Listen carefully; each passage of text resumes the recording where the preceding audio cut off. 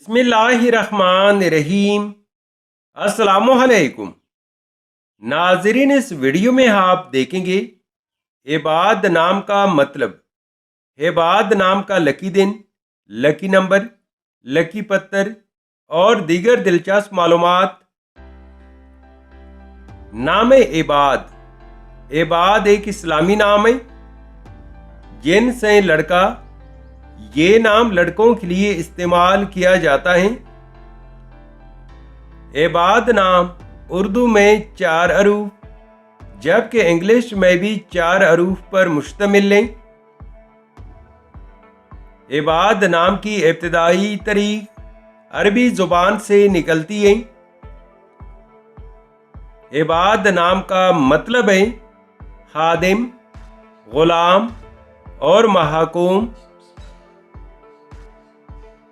इबाद नाम के लिए खुशकिस्मत समझे जाने वाले दिन मंगल और जुमेरात हैं।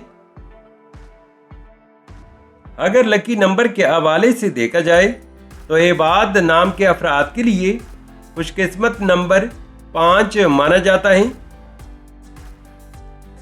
इबाद नाम के लिए मुवाफिक पत्थर रौबी, पुखराज और मरजान हैं।